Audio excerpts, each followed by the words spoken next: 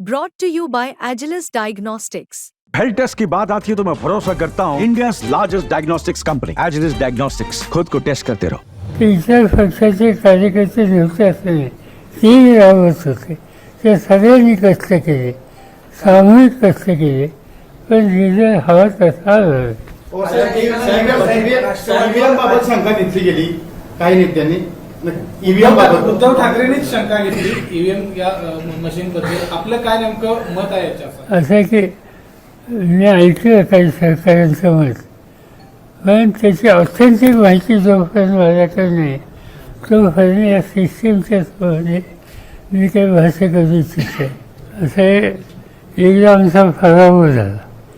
पराभव झाला तर उगीच मशीन किंवा यंत्रणा निवडणूक आयोगाची याच्या संबंधीचा पुरावा जोपर्यंत आमच्याकडे नाही तोपर्यंत भाष्य करणे योग्य नाही. सर 84 वर्षाचा योद्धा पुन्हा युद्धासाठी तयार आहे का? तुम्ही खचून गेलं दिसत नाही. दिसत नाही. म्हणून माझा स्पेसिफिक प्रश्न आहे साहेब, 84 वर्षाचा योद्धा युद्धासाठी तयार आहे का? असे आणखी 3 आठवडे पार्लमेंटचं सेशन आहे. बरं, ते जर संपलं किंवा आपली गाठ पडेल नेहमी. निवडणूक आयुक्त नेमण्याची पद्धत केंद्र सरकारनं बदललेली आहे.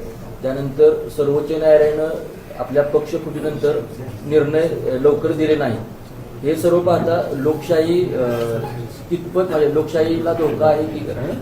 असं आहे, त्याच्यामध्ये शिवसेनेचे एक नेते आणि पार्लमेंटचे सभासद त्यांनी काल ना याच्यावर भाष्य केले आणि त्यांच्याकडून ती अधिक माहिती घेणार. सरन्यायाधीश चंद्रचूड यांनी जर आधीच निर्णय दिला असता तर हे घडलं नसतं, अशा पद्धतीची टीका संजय राऊत यांनी केलेली आहे. आपण काय याबद्दल सहमत आहात? असं आहे की मी त्यांचं स्टेटमेंट वाचलं, पण त्याचा नक्की याच्यात काय रोल होता न्यायाधीशांचा, त्यांनी उशीर लावला त्याचे काय परिणाम झाले का याचा मी अभ्यास केलेला नाही. आणि कसं आहे ज्युडिशरी हिची एक प्रतिष्ठा ठेवावी, त्याच्या संबंधीचं जाहीरपणानं भाष्य करणं शक्यता आमच्यासारख्या लोकांनी टाळावं.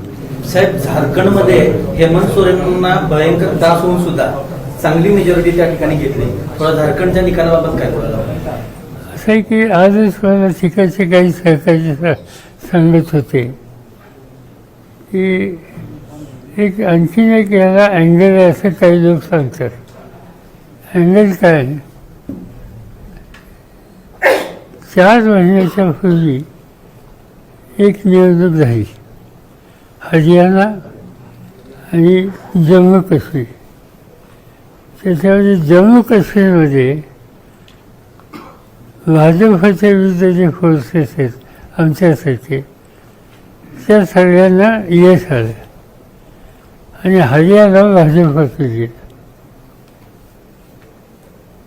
आता त्याच्यानंतर दुसरी निवडणूक जी झाली महाराष्ट्राची निवडणूक, ही ठरलेल्या महिन्यापेक्षा 1 महिना लेट केली आणि ती यश केली की झारखंडबरोबर गेली.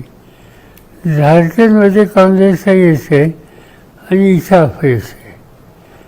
त्यामुळे एक लहानसं राज्य यशासाठी आणि मोठं राज्य सत्ताधाऱ्यांच्या लाभासाठी असं काहीतरी एक वेगळा गमतीदार ट्रेंड दिसतो. म्हणजे उद्या त्याला कुणी म्हणायला नको की या मशीनच्या संबंधी तुम्ही याचं ऑब्जेक्शन घेता, त्या राज्यात तुमचं राज्य आलं ना तेव्हा हेच मशीन होतं. लक्षात आलं तुम्हाला?